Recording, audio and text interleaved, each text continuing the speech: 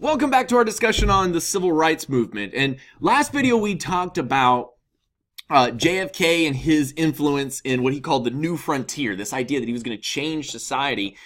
And so with his passing in 1963, Lyndon Baines Johnson, as vice president, is kind of thrust into the presidency, and one of the things that he really wants to do is create something called the Great Society.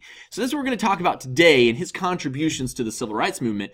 So in your notes today, you need to have this as LBJ and the Great Society, and that's actually him right here on the left, and he was a very imposing figure in American politics.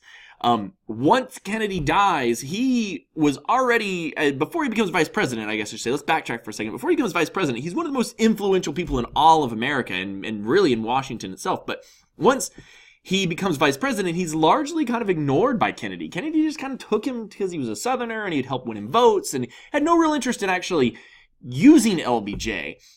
So once Lyndon Baines Johnson becomes president, he's got big shoes to fill because Kennedy is mega popular after his assassination. That usually happens when people are killed, as we tend to start to have a much rosier glow of them because we feel sympathy about their death.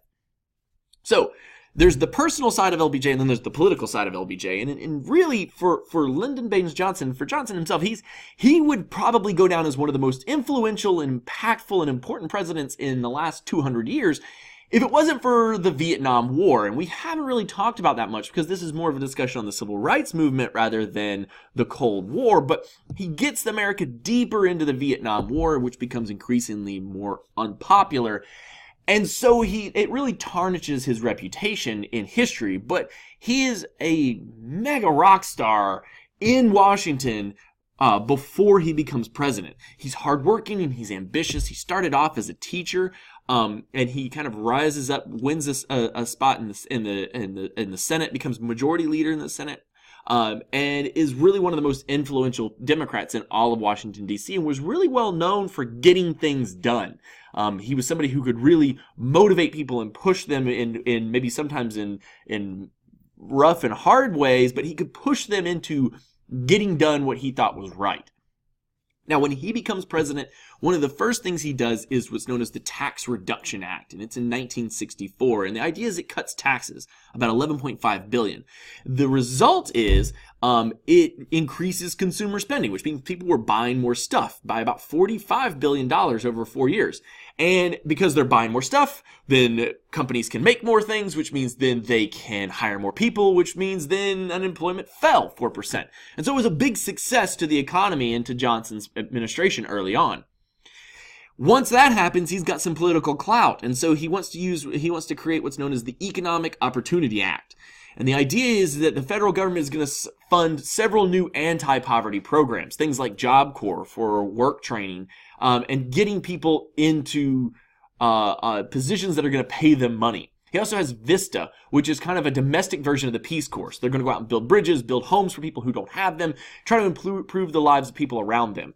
He also has education for adults and getting them more work-related education so they can get better jobs.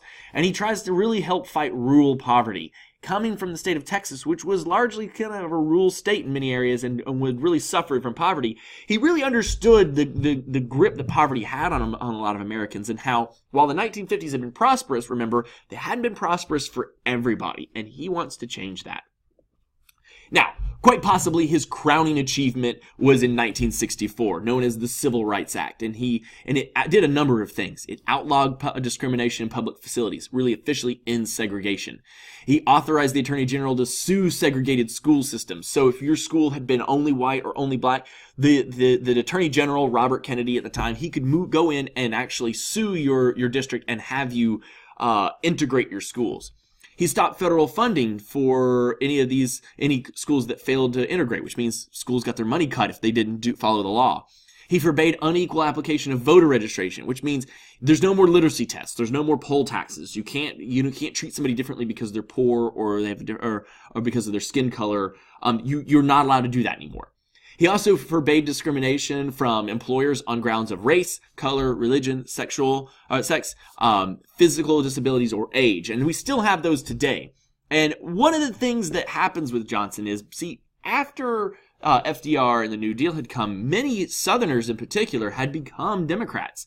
They'd gotten jobs out of FDR. They had been their quality of life had improved because of that.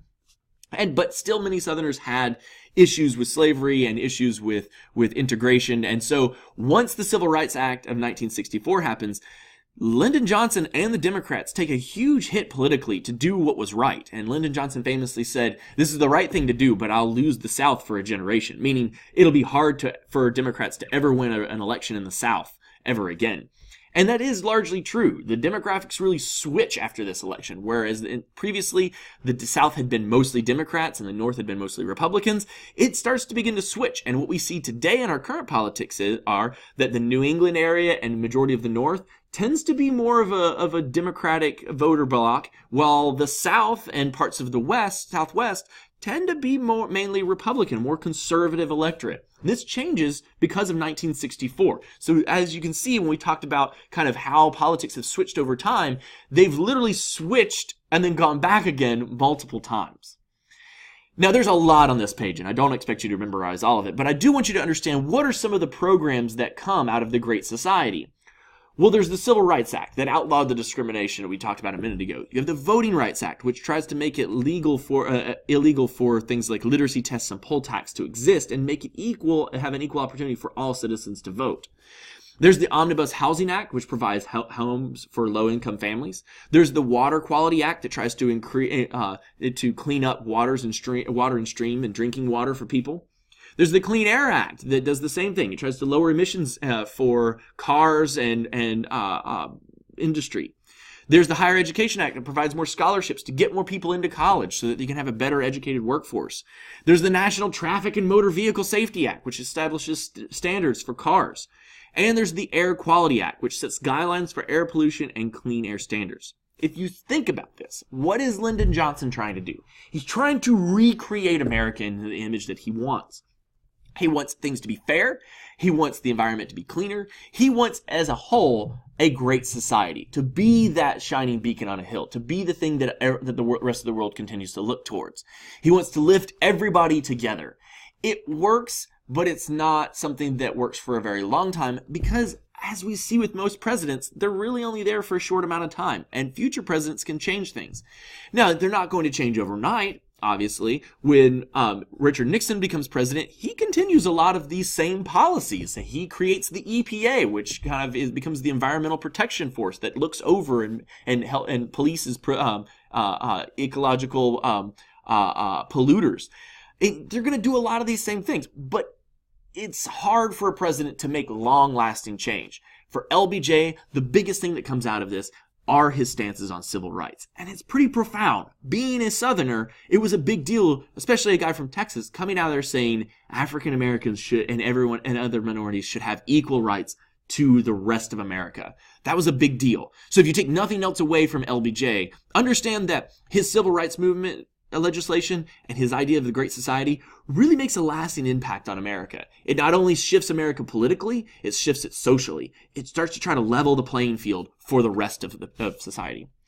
That's it for today. If you have any other questions, please make sure you have those on your notes. We will talk about this a little more in class tomorrow and why LBJ is so influential, and we'll talk about some of the legislation that he does. He really begins to try to work with people like Martin Luther King, even though at first he's very wary of this guy.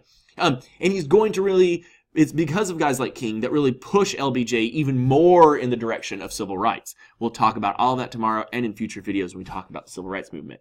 Until then, have a great rest of your day. Take care. Bye-bye.